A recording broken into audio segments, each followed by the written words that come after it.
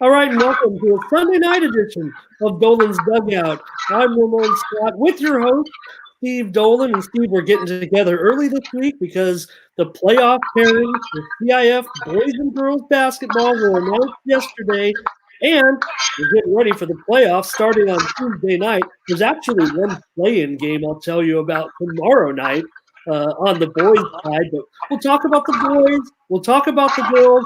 I'm here at Grossmont High School, Steve, where there'll be not one, not two, but three playoff games this week right here at Grossmont High. So I think that's pretty interesting. How you doing, brother?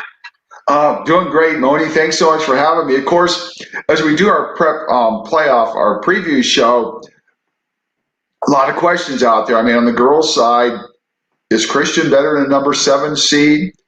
Mount McGill, Robbie Sandoval going to win another title there? Or, if they both win in the first round, Mount McGill plays El Cap in the second round. And of course, on the boys' side, I'm curious, speaking of Christian, okay, they're only a number 8 seed, but can they win at Cathedral again? And also on the boys' side, I mean, like in my poll, I voted Helix number 8 in the county, and yet they're only number 5 in their division. So can they maybe be a surprise starting, of course, with the game right on that court there at Grossmont? You've got a lot to talk about. Go ahead and take it away. Start me with the girls, maybe the open division. What do you think of it? What's going on early on, and what do you think right there? Yeah, on the girls' side in the open, Steve, Christian is our team from the East County that made the open division, and they were seeded 7th. And they'll take on Westview. And I think the interesting thing to note about this matchup is Westview finished 24-2 in the regular season. They ended up second in the computer rankings, but in the Union Tribune poll last week, we don't know what the poll is going to look like, tomorrow or early Tuesday, but Westview was ranked almost even with Christian. I think it was last week. Westview was 6th, Christian was 7th. Now the winner will get Cathedral Catholic or Bishop. I think it's Cathedral Catholic's favored there, so it would bring another rematch there. Christian and Cathedral Catholic. Those two have had some interesting games, and we know how good Cathedral Catholic is. I think Westview is kind of a wild card. They're pretty popular in girls' basketball circles, but maybe not with the general basketball fans that are just going to start watching the playoffs. So I think it's a pretty even matchup. Unfortunately, Christian's going to have to go on the road to face Westview, and they will make the state playoffs. All the open division teams make the state playoffs, I believe, in both boys and girls. So Christian will have to win that one, but I think the media poll is pretty accurate here, and I think Christian, with their best game, can indeed beat Westview. The tough thing for the Patriots, Steve, is the games where they've been underdogs during this whole great run, especially since Coach Carrington has come over to take over the team, has been Christian hasn't won the big game. They haven't won the game that maybe they've been an underdog in. So this is a game where I think they're listed as an underdog, but I think the game is going to be relatively even. They have great players on Christian. Simone James, Allie Carrion, a great team. I hope they can beat Westview. It's going to be a great ball game. Yeah, I hope so too. A question I do have too about Christian, of course, Moni. Number 7 seed, like I say, nothing wrong with that, because had they been the number 8 seed, then you're playing La Jolla Country Day, and you do that, and they're the number 1 team, not just in the county, but in the nation. So at least I think Christian has a fighting chance in that first round against Westview. Oh, for sure. And I think other than La Jolla Country Day, because it would take a great upset by all these teams. I mean, Christian played them and, played them pretty well, but still La Jolla Country Day won the game comfortably, and they're an exceptional team. So, look, Christian, win or lose, they're going to move on. They probably have some competitive matchup in the state playoffs. Obviously, some wins might get you a little better positioning. And like I said, with Westview being number 6 or so in that media poll, I think Christian can go up there and get it done. I'm not necessarily predicting an upset. I just think it's a very competitive game that either team can win. Well, I'm with you on that. And of course, as we're talking about the girls, let's start. Okay, Division 1. Let's go Divisions 1 through 5. I mean, you got a lot to talk about today. I mean, there's a lot going on out here in East County with these playoffs. Yeah, I'll just try to catch everybody up and where we stand if they haven't seen the brackets yet. But in Division One might be our most interesting possibility. Of course, Mount Miguel, they won, Steve, their 20th consecutive league championship. You kind of wonder why this story isn't talked about a little more. Of course, every one of them has been under Coach Robbie Sandoval. Steve, do you know that Robbie, when he took over the team, it was when East County sports first started. The newspaper folded. It was that month that the basketball season was kind of getting rolling. And Coach Sandoval, I believe he lost 3 out of his first 4 games or something like that. They went on to win the league championship, and they've won 19 more since that point. And they ended up edging El Capitan, if you will, for that league title. Grossmont ended up being the spoiler for the league title. They actually upset El Capitan, giving them their second loss. Mount Miguel and El Cap split the season series, each team winning at home. But Mount Miguel is going to take on Imperial. They'll host Imperial in that first round matchup. Mount Miguel was ranked 11th last week in the Union Tribune poll, but they got the number 4 seed in Division One, and I think they're probably a little better than the number 4 seed. Yeah. What's happened here, Steve? It's a high-profile story. They lost their 2 best players to transfer, but you know what? They brought in 3 great freshmen. Maybe this was the best-case scenario for Robbie to get restarted on winning more championships down there. These freshmen have become excellent players, but I want to mention Jackie Brown, a junior with the Matadors. She's kind of been the one that she was going to be like the third cog maybe if these freshmen weren't in and they had their other team, but Brown has been great down the stretch, and I think Mount Miguel is the top contender. Obviously, though, as a 4 seed, they're a top contender, but man, I just think they're going to be primed and ready to compete for that championship. Now, interestingly, Steve, as you mentioned, they could meet El Capitan in the second round. Wouldn't that be interesting? Now, El Capitan did get the 12 seed, and they're going to have to go on the road to take on Del Norte. I think they could do it. I think El Capitan has a pretty good team. I think they played, some tough games. The 12 seed, it's tough. They're playing a number 5 seed in Del Norte, and our team's, this is East County traveling up to play a team up north, so it could be tough. Mission Hills ended up with the number 1 seed in Division One, and boy, would be interesting to see El Cap end up somewhere playing that Mission Hills team. I believe they've had some interesting matchups in the last year or 2 as well. But got to root for El Capitan. Got to hope for that matchup in the second round, El Capitan and Mount Miguel, kind of to see who the real best team was in the Grossmont Conference this year. One more matchup with the Matadors and the Vaqueros, but the Vaqueros got to get that upset over the Nighthawks. I'm all for it because, Moni, it's interesting when you talk about El Capitan, my alma mater, having to go on the road. But, this team, like you said, they did beat Mount Miguel, which just doesn't happen, in our district. Also, talking about Robbie Sandoval, 20 straight championships in Mount Miguel. Like you say, it's kind of gone under the radar. But what's interesting when you're in a situation like that, it's almost like the story only becomes when you don't win a league championship because they've done it so much. And like you say, they've got 3 outstanding freshman players now. So if I do my best math, 20 plus 3 more years of them, will it be 23 in a row? But of course, I'm getting way ahead of myself now. I mean, hopefully, I'm like you. I'd just like to see in the second round Mount Miguel playing El Capitan. But of course, and again, the Matadors, you can't overlook anybody once you get the playoffs either. I mean, as you know, once you get beyond the regular season, it's a whole different season. Now, I know we've talked a ton on the show about San Diego State, and we know they're still 26-0. They won today. But again, the thing is you have to be real careful of, and I'm going to say this again about San Diego State, when they get the NCAA tournament, even if they are undefeated, it's only one game. Once you get into those, win or go home games, there's just no margin for error, obviously. And again, I'm hoping we see El Cap play in Mount Miguel, but we got a little ahead of ourselves. But let's just hope that's right. I mean, as you say, there are hopes in Division One. Now, what about Division Two? Yeah. What are we looking at in the girls? I'll get Division Two coming up. I just want to say, looking ahead, though, Steve, Mount Miguel has those freshmen, but El Capitan star Mackenzie Curtis. She's only a junior this year, and Jordan they've got Jr., some yeah. young talent. El Capitan's going to get another shot at those Matadors next season. It'll be some great matchups. So, anyways, those are our Division I teams. And in Division II, Steve, we have two teams there, and the Grossmont Foothillers.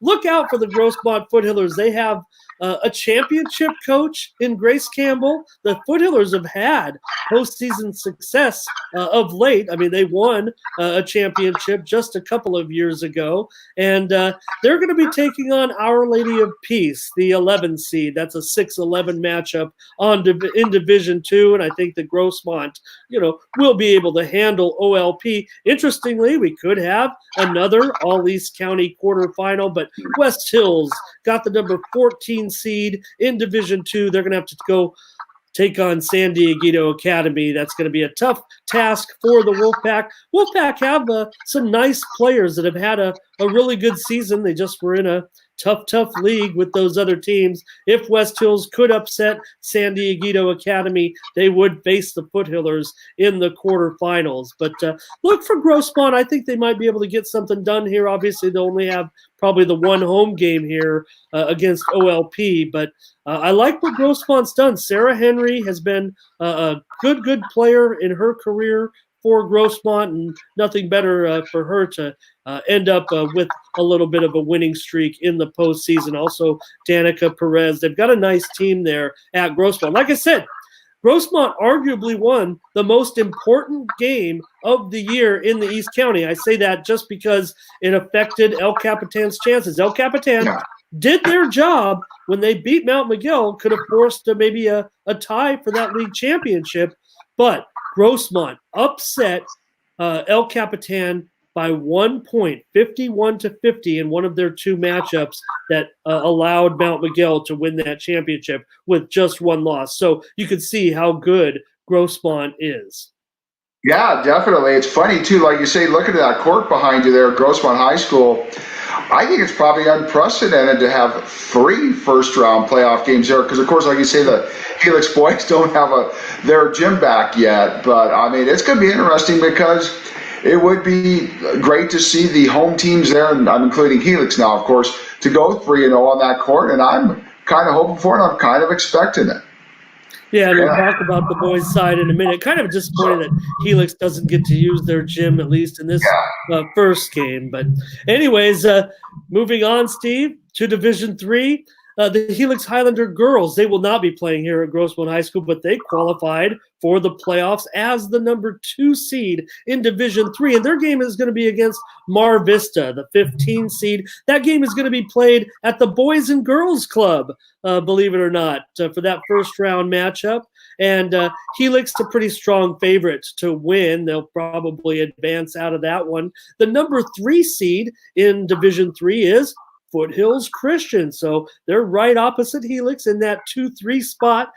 Just like we said, although last week, you remember if we talked about it, Foothills was number 2 and Helix was number 3. And they ended up switching positions when the pairings were announced. Foothills Christian has won 9 straight games. They'll take on St. Joseph Academy in their first round matchup. So these two teams look like they're kind of on a collision course to play each other down the road in the Division III playoffs.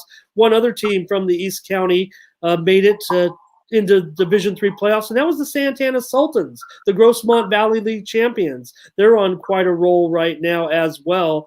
They will be taking on 4th-seeded Holtville, however, so a tough trip for the Sultans. The Sultans won their season finale over Granite Hills 24-22, so Santana, great defensive team. They really need to step it up on offense. They're having trouble getting scoring, actually, but it would be an upset, obviously, for them to beat Holtville. Not out of the question, though, because the Sultans' brand of defense is one of the best in the conference. Let me ask you a question. Like, for the Sultans to go out to Holtville, and again, as you know, I used to work at San Diego State, huge follower of the Aztecs. They always talk about how in the Mountain West, how tough it is to go on the road because you're playing at elevation all the time.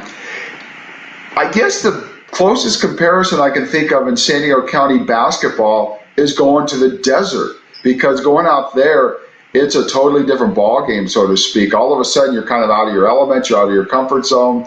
So that's going to be a hard thing on the Sultans. A long trip out there too, and all. But then again, that's what it's all about, is having to adapt to what you're up against. And once you're in the playoffs, hey, throw it all out the window. I mean, that's going to be interesting to see how they do on that trip out there. Yeah, and in both boys and girls, there are some teams out in the desert that have qualified that are, quite frankly, pretty good. And I think sometimes we expect that maybe these teams have just succeeded and have, rolled up a bunch of wins and maybe kind of moved up in the rankings because of their record. But look, some people say, well, you can't equate traveling by plane by traveling by bus. But if you've ever been on one of these bus rides with a bunch of 15, 16, 17-year-old kids, I mean, it's exhausting. And just to go out there, and then you're not just playing a game out there, you're playing a high quality, a high caliber opponent. In a hostile environment. It's going to draw a bigger crowd than just a regular trip out to one of these games. So tough task. But Steve, Coach Jordan Franey, one of the best players in Grossmont Conference history, is the coach of the Sultans, and she's kind of molded this team in a kind of her way of playing. I mean, she was a tenacious player. She was a great scorer, but she was tenacious on defense, and that's kind of the adopted philosophy of these Sultans. So not out of the question for them to go and beat Holtville in that game, but they will be underdogs. Definitely. What else we have in the girls? We're just about ready to go to the boys' side. We still have some other girls teams too to look at here in the playoffs. Well, Division 4 is probably the most exciting team as far as East County teams are concerned. Now, interestingly, Liberty Charter got the number 5 seed. They are going to play Mission Bay in their first round game, and Liberty Charter, will be the expected team to win, but that could be a tough game. El Cajon Valley will get a home game. They're going to take on Classical Academy in the first round. The Braves had a nice win to end the season over Monta Vista.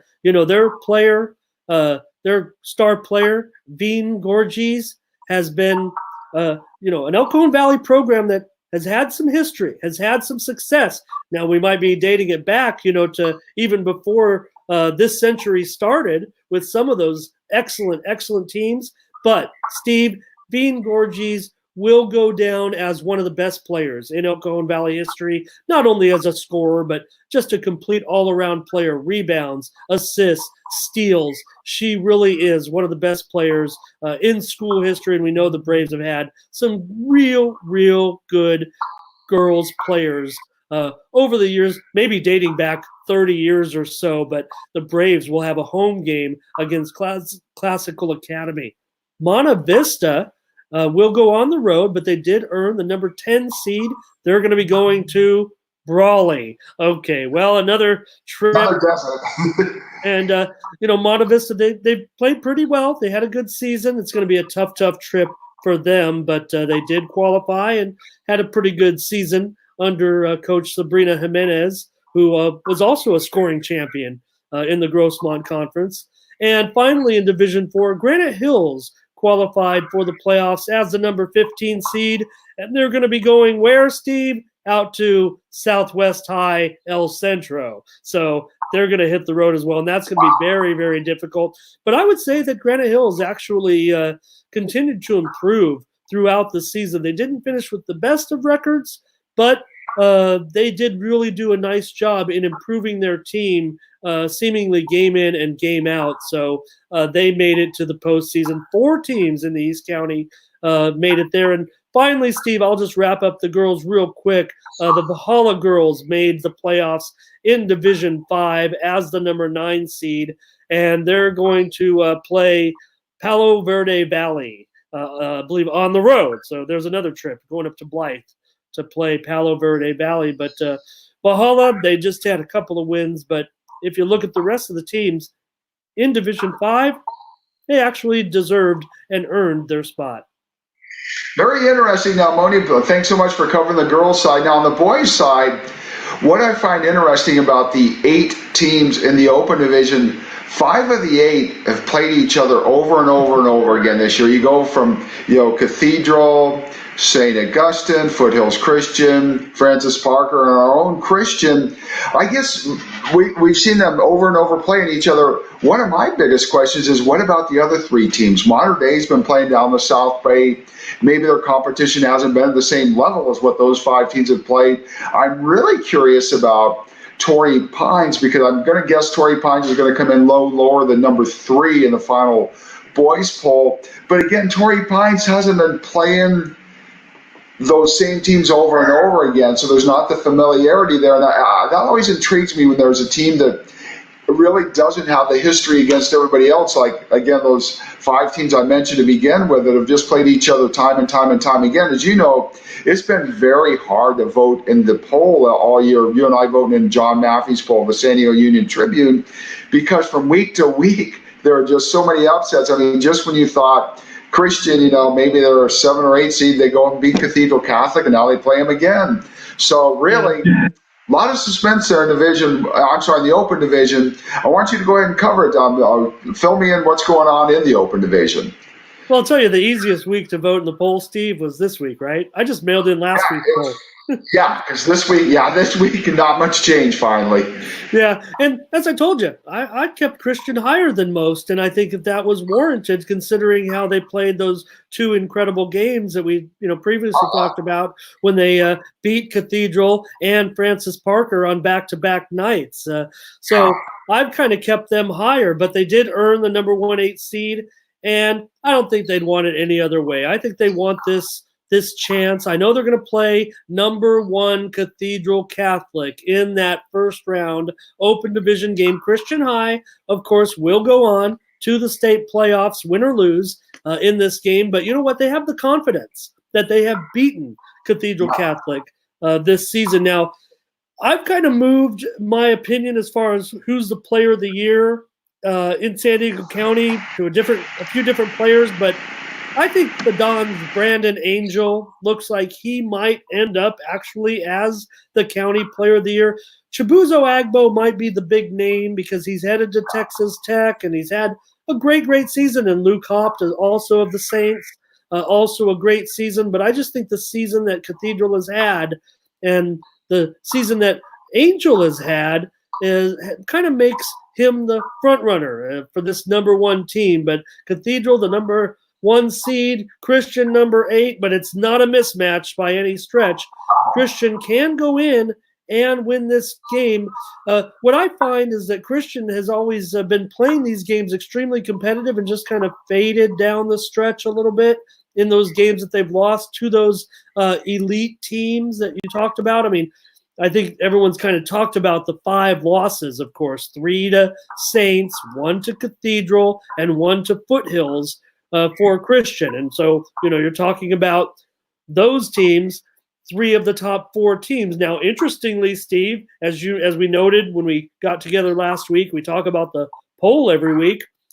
Christian, number 4, the poll wasn't in last week's San Diego Union poll, yet they get the number 8 seed. Now, we know that that's the math, that's the algorithm that they use, but to me, Christian High is one of the top 4 or 5 teams in the county with Saints, with Foothills, with Cathedral, and maybe with Francis Parker. Torrey Pines, obviously, they have the experience. They won it before. So I think it's wide open.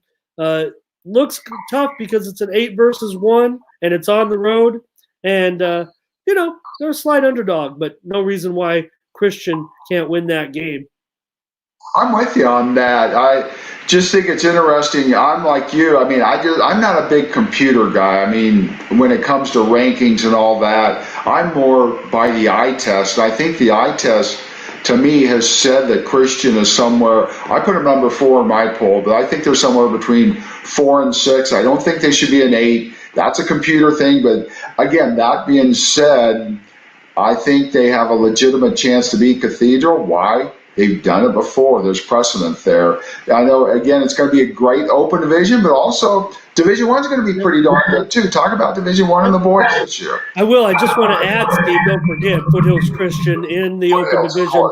Their matchup is going to be against Francis Parker. Now, Francis Parker's had that great season. They have Kimo Ferrari, a top player. Foothills Christian, Yassine Garam has had a great season. He just came off a 36-point game in the last game of the season. They are the number 5. Parker, the Foothills Christian's the number 4 seed. Francis Parker is the number 5 seed. So Foothills Christian is going to get that home game. They have been stunned at home earlier this season, so they're going to have to bring all that experience together in order to beat Francis Parker. That looks like, to me, a great first-round matchup in the Open Division at Cuyamaca College on Wednesday. So looking for a top matchup.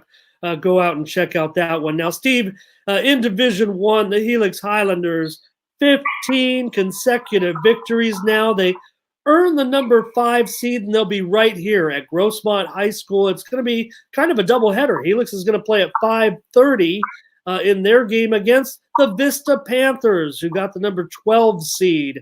Good matchup for Helix. Be careful, Helix. Be careful. Helix is playing really, really well right now. Maurice Holmes, definitely a candidate for East County Player of the Year, along with Yassine Garam of Foothills Christian. Also, Kobe Sanders of Christian. I think those are probably the 3 top guys who might get the East County Player of the Year. For Helix, look, that's a big role. I think they deserve better than a 5 seed, but that's just the way it shook out. I mean, they lost some games early that might have hurt their rating. And as typical of a Helix team, they didn't have their full roster to begin. A couple of guys were on the football team. So just in typical Helix fashion, they lost some games early. You know what? Those count in the metrics. So maybe that held them back a little bit. So if you look at kind of an underdog pick, not that the number 5 seed's an underdog, not in this game anyway, but for the whole division, yeah, I think Helix can definitely make some noise. Now, who might they end up playing in the close to the finals or somewhere there? Well, Santa Fe Christian earned the number 1 seed in Division 1, and they're going to be taking on one of our East County teams in the first round. Mount Miguel made it really just on the fact that they were listed in Division 1. All the teams from Division 1 make it, but a rough year for the Matadors. Really, they underwent a coaching change mid-season. A.J. Stanford, who was on that championship team that the Matadors had, took over as head coach and got a couple of wins during the season, but a tough matchup going to play Santa Fe Christian. But Helix is the noisemaker in Division 1. And I don't know, obviously being number 5, be tough to, get another home game after that. But, Grossmont's gym will have to do. Yeah, I think it's great. I mean, and obviously what's funny too, one thing I meant to mention earlier, obviously Helix and Grossmont have a great rivalry and all, but here it is, the playoffs. So like you say, Grossmont is graciously letting Helix play there. What's interesting though is these teams during the season, we're talking about the girls, Mount McGill against El Cap, that boys, Helix and Grossmont being rivals and all. But what's funny, when it comes to the playoffs, all of a sudden you become one. You're not pulling against anybody in your league. You're pulling for East County teams. Even if that team's your most bitter rival during the season, all of a sudden you're a big fan of theirs during the playoffs. And again, I just think it's kind of cool if Helix couldn't play at home, wish they could, but that they are playing at Grossmont. Because again, when I think of rivalries in the Grossmont League, I go way back to the 60s, and there hasn't been a bigger one than Helix versus Grossmont. But again, for Grossmont to take care of Helix and let them play there, I think that's great too, because again, once you get to the playoffs, you're no longer rivals. You're actually pulling for each other, and that's very cool. Yeah, and you have 2 of the longest tenured coaches, maybe in Grossmont Conference history. You're talking about there in Coach John Singer and Grossmont coach Frank Fugiano. So I'm sure they were able to talk, said, hey, going to need this gym, and that gets done. But I just want to note about Helix, Steve, a great, interesting story. I say longest tenured, but remember Helix coach John Singer stepped down. He retired last year, and Brennan Cassidy took over as head coach. He was kind of groomed, to be the next Helix head coach, and suffered a terrible illness that affected his brain. He got a little bit of brain cancer. He had a tough time. He could have died and really struggled with his health. Uh, John Singer came back and took over and led Helix last season. And Brennan Cassidy really has undergone a long, uh, rehab and therapy. But you know what? Brennan Cassidy's been at all these games now. He sits on the bench. He's an active participant, with the program, doing things with the program, helping, organize, helping with different roles. And it's been a great story to see Brennan Cassidy back, really gaining, his cognizance back. He just sounds great. He looks great. And wouldn't surprise me if he's a coach of the Helix Highlanders again one day, because it looks like he could come back and fulfill that role, and I think that'd be an awesome story. Yeah, certainly wish him the best. I mean, I've known John Singer for so many years. Of course, John goes back at Helix in his playing days. One of his teammates was a big redhead named Bill Walton, and I think we all know where Bill Walton went from there. And again, John, knowing him, for well over 40, well over 40 years. But anyway, John has just been such a great guy to know, and wish him the best and wish the Highlanders the best in the playoffs. Because again, like you were saying earlier about them, they've been hot lately, 15 in a row. I mean, people can question their competition, the league they were in and all, but let's just see now. Let's just see. I think, like you say, and it's been a tradition at Helix, probably almost as long as John Singer's been there, to start slow in basketball, because your football players are always going deep into the playoffs. And then what happens year after year after year at Helix is you get on a roll like this year. And I'd like to see the Highlanders keep that roll. It's going to be very interesting to see if they're playing next week, if they can win 2 games this week and be playing next week into the season. Maurice Holmes is a very, very good player. He's headed to Fresno Pacific to play his college basketball. But Maurice is the type of player that kind of makes other players around him better. And the supporting cast at Helix has really done a great job. The Helix bench is always very, very deep. Now, they don't necessarily play that deep into the bench, but the other players have all been nearly averaging in double digits. At least 2 or 3 other players are rounding up with 10 or more points per game. Guys like Sammy Stewart, who made the biggest play of the football season, if you remember, when he made that interception return. It's funny because when Sammy kind of came to the campus, I think he was a basketball player, and he ended up making the biggest play of his career on the football field. But I think this is the time for Stewart to shine. And also Xavier Otis has really been a strong player for Helix. Keyshawn Trice as well. I went out to that game, and, I went out to that game when the Helix played at home for that one senior night game, and I kind of asked Coach Singer, you talk about those 40 years, and I was Coach Singer's teacher's aide for a couple of years. What that was all you did was sit in one of those portable classrooms and talk about basketball for an hour every day. Yeah. And boy, did I learn a lot about basketball from him and Coach Frank Thoreau in those hours. Being a teacher's aide. I mean, I owe a lot to him on that. But, when I said to him, I said, John, you have a lifetime of memories in this gym as a player and as a coach. But, in typical John Singer fashion, I'm just worried about this game, this game. And I wasn't having any of it. I mean, I know he feels like he's kind of come full circle with that renovation of the gym, coming back to the bench after Coach Cassidy's illness, fighting his own health difficulties over the last couple of years. So I think what motivates him is mentoring young basketball players, guys like Maurice Holmes. If you've met him, he's just an awesome kid to talk to with a good head on his shoulders. Heading to college to play college basketball. I imagine he'll be an impact player right away at Fresno Pacific. But remember, Steve, it was just a few years ago that Helix rode all the way to the state championship in this in similar fashion to this. Now, maybe that team was a little bit better, but where they fall in the state rankings, Helix might be able to get something done here if they can surprise in Division One and win the championship. I think also there is another. I think the runner-up also qualifies out of Division One, so there's that. But watch for Helix, of course. I mean, they got Coach Singer, and they got a good cast of players. Yeah. What about Division Two now? What are we looking at there? Division Two with the boys. Yeah, we didn't get anybody. We don't have anybody in Division Two, but down in Division Three, let me talk to you about that. The Grossmont Foothillers.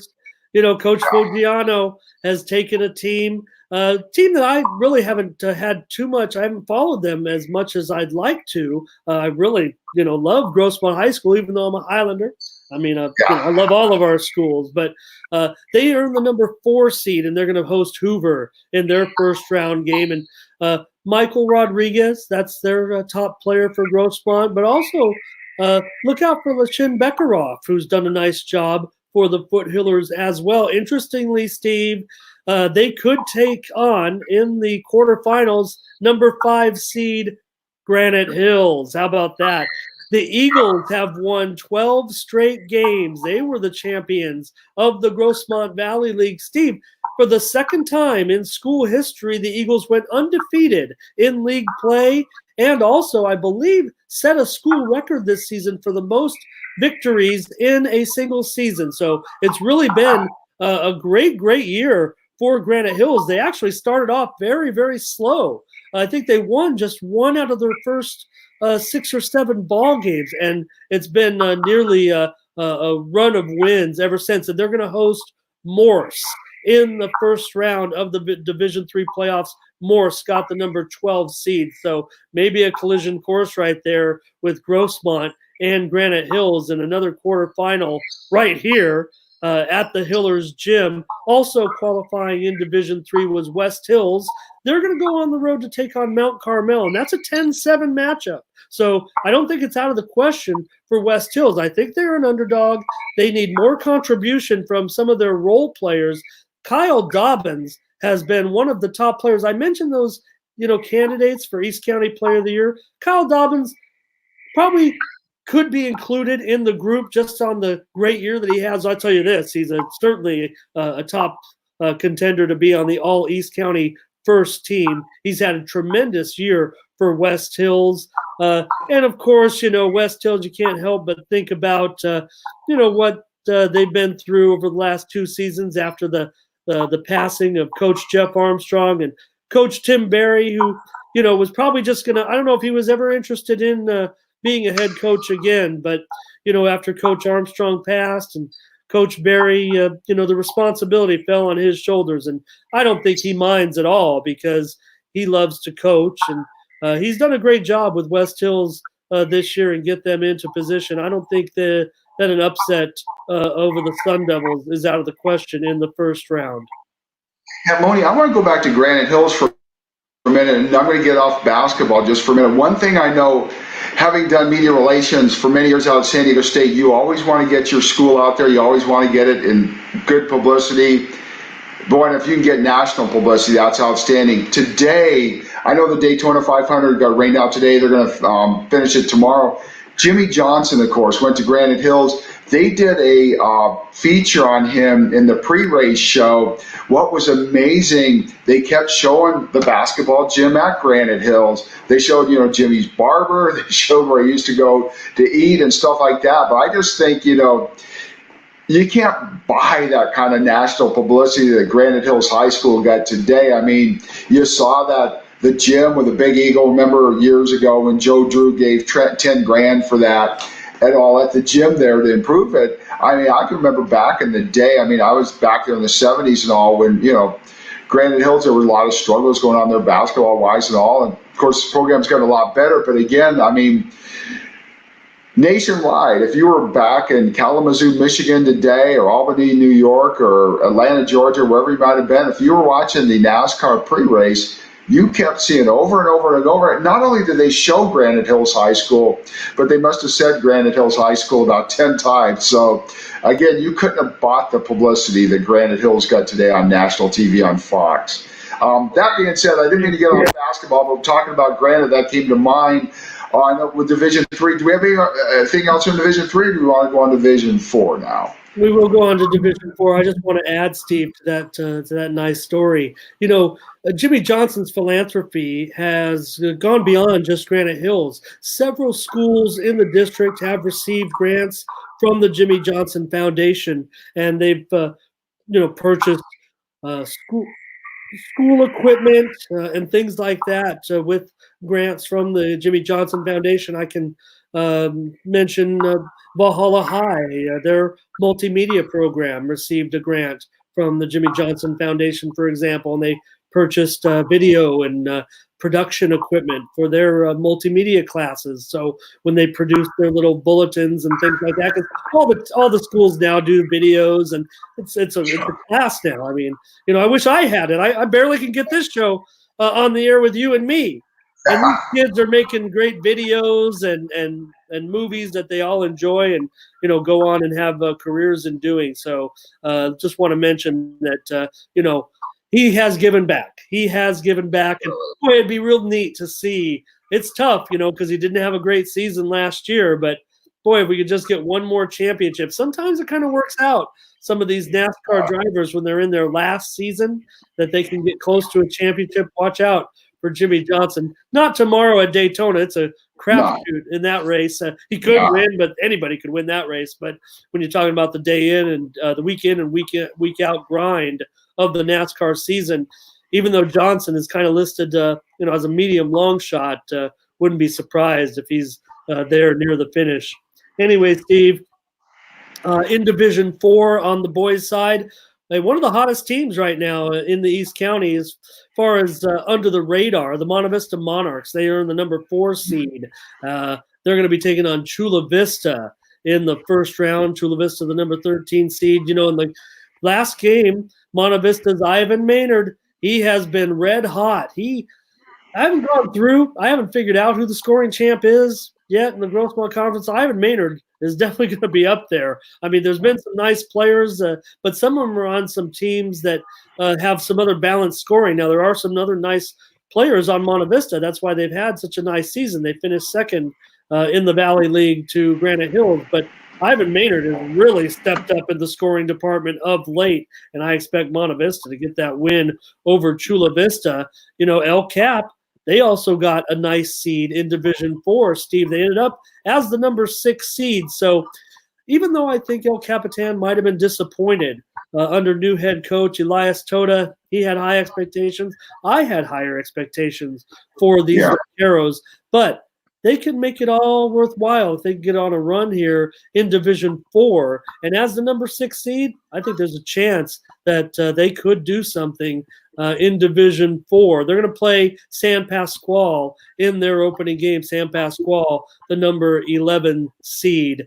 And finally, Steve, I'll just mention in Division 5, Liberty Charter. They were the 10th team from the East County to make it. Liberty Charter out of Lemon Grove. Kind of our forgotten team, but I don't forget about them. I include them as long as they keep this campus here in the East County. I mean, there's been some talk that campus might move elsewhere, but they're going to be taking on a school that I'm not really that familiar with. This is National University Academy. Their head coach you might be familiar with, Tim Shelton. Oh, yeah, I heard of him. Definitely heard of him. So Liberty Charter got 12 seed. That's actually a play-in game. National University Academy is the number 13 seed, but I think Liberty Charter is going to beat them handily. That game, I believe, is played on Monday. So Liberty Charter's got some nice young players. Most of the bulk of their team are juniors and younger. So look for them to continue to move up this year and next year. And looking at Division 5, they definitely can win more games than just that play-in game. Division 5 looks kind of weak. It's the lowest division, and Liberty Charter got actually a pretty decent team. A team not many people have heard of, but some good players.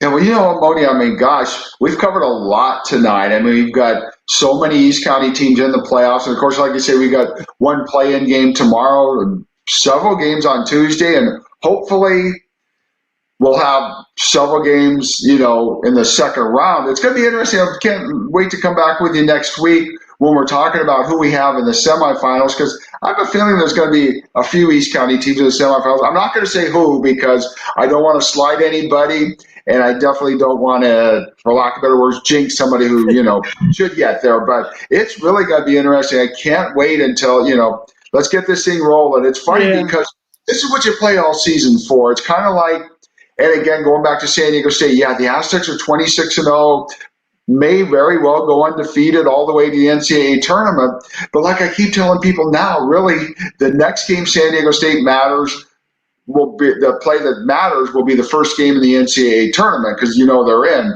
Same thing with so many of these teams are in the playoffs. We've known for weeks and weeks they were going to get in, but now that they're in, now there will be no more question marks a week from now when we talk because we're going to know who those teams are from East County. They're in the semifinals. And I look forward to being with you next week. It's going to be a lot of fun. Yeah, 23 teams, Steve, from the East County. And, if you remember, with Bill Dickens, how when the basketball playoffs would roll around and baseball would be right around the corner, and he'd kind of he wants our basketball teams to win, but he'd kind of like, when they were falling by the wayside, he's really like counting the days down to baseball. Well, I think he'd be in for a kind of a long February here because we definitely have several teams that are going to compete for a couple of weeks in the basketball playoffs, and a couple that might get. We know several are going to go to the state playoffs out of those Division I teams, but you know what? Might get a couple more teams that get a state playoff game as well. Well, Moni, let's hope for the best this week for all of our teams out here in East County. And once again, thanks so much for having me. And I look forward to being with you again next week on the show. And again, let's see where these teams go from here. Well, thanks for having me on Dolan'S Dugout. So for Steve Dolan, I'm Ramon Scott. Thank you for joining us. Good night.